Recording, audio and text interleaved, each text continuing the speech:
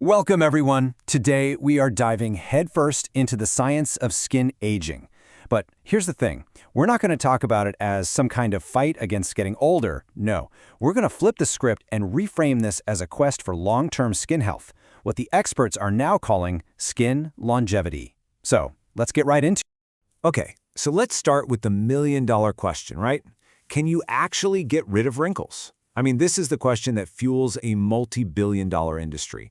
But to even begin to answer that, we have to understand what's really happening beneath the surface. Because I promise you, it is so much more complex than just a few lines on your face.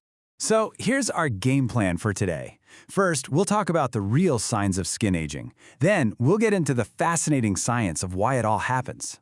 After that, we'll look at the key ingredients you need in your modern skincare arsenal. And finally, we'll put it all together so you can build a routine that actually works. All right, first up, the signs of skin aging. Before we can even think about solutions, we gotta properly diagnose the problem. And the number one thing to get your head around is that this is about way more than just wrinkles. You know, we all tend to fixate on wrinkles, but scientists have actually identified at least 14 distinct signs of aging skin. We're talking about things like persistent dryness, those dark spots and discoloration that pop up, a real loss of firmness, and even skin fragility, where your skin might bruise more easily.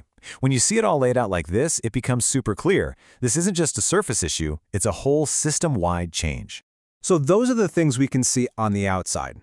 But to really get a handle on skin longevity, we need to go deeper. What are the hidden engines that are driving all of these changes from the inside out?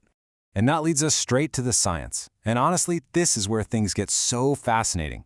Researchers aren't just looking at the what anymore, they're pinpointing the why. So let's look at two of the absolute biggest concepts in longevity science right now. First up, a word you're going to hear a lot more of, inflammaging.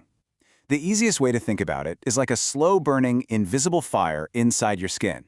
This isn't the kind of inflammation you get from a cut.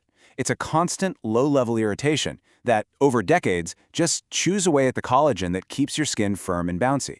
This process is a direct cause of that loss of firmness we were just talking about.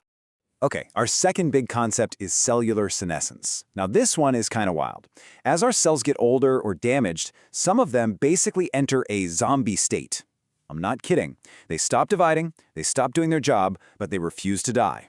Instead, they just hang around, pumping out these inflammatory signals that can actually push their healthy neighbors into that same zombie state. It's like a chain reaction that drives aging at the cellular level. So, the main takeaway here is this. Once we understand these root causes, things like inflammaging and those zombie cells, we're not just guessing anymore. We can actually pick ingredients and treatments that specifically target these problems. The science gives us the roadmap.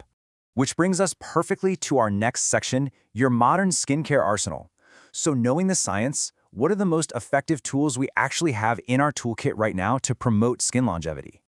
Let's start with the undisputed heavy hitters, the cornerstones. First, you've got retinol. It's the gold standard for speeding up cell renewal and cranking up collagen production. Then you have vitamin C, a powerhouse antioxidant that protects your skin from damage and really brightens things up. And finally, peptides. Think of them as tiny little messengers that tell your skin cells to do specific jobs, like, hey, build more collagen over here. Each one has a very distinct, very important role to play. Now, a super common question is about alternatives to retinol because, let's be honest, it can be pretty irritating for some people. And that's where bakuchiol comes into the picture. It's a plant-based ingredient, and studies are showing it can deliver results that are remarkably similar to retinol, but with way less risk of that redness and sensitivity. It's an awesome option if your skin just can't tolerate traditional retinoids. So what about the really cutting-edge stuff? Well, there's this peptide called arginine that you might hear being called Botox in a bottle. Now, let's be crystal clear. It's not going to freeze your muscles like an injection will, but what it does do is work on a similar pathway to help soften those muscle contractions that cause expression lines over time. It's a perfect example of how skincare is just getting smarter and more targeted every day. Okay, we've gone through the signs, the science, and the ingredients. So for our last section, let's pull it all together. How do you take all this information and turn it into a simple, effective routine you can actually stick to? Believe it or not, the order you apply your products matters a lot. This 4-step plan is your foundation. You always start by cleansing to create a clean canvas. Step 2 is treat. This is when you apply your powerful serums with those active ingredients so they can really sink in. After that, you moisturize to lock everything in and support your skin's protective barrier. And the final, absolutely non-negotiable step is protection, sunscreen. Every single day, no excuses. And look, while that 4-step order is pretty much universal, what you put inside those steps is becoming incredibly personal. The future is not a one-size-fits-all bottle. It's all about tailoring your routine, whether that's using new AI tools that can analyze your skin, or just intelligently adjusting your products to meet the unique needs of your skin in your 40s, 50s, 60s, and beyond. And this, right here, really gets to the heart of the modern philosophy of skin longevity. It's such a powerful shift in mindset. The goal isn't to chase some impossible ideal or erase every single line. The real goal is to support your skin's biology so that it can be as healthy, as resilient, and as radiant as possible at every age. It's a pro-health approach, not an anti-aging one. So, I'll leave you with this one final thought to mull over. As science keeps pushing forward, what's our ultimate goal here? Is the future of skincare about trying to completely erase aging? Or is it about using all this incredible new knowledge to age more intelligently, supporting our health from the inside out? It's definitely something to think about. Thanks so much for tuning in.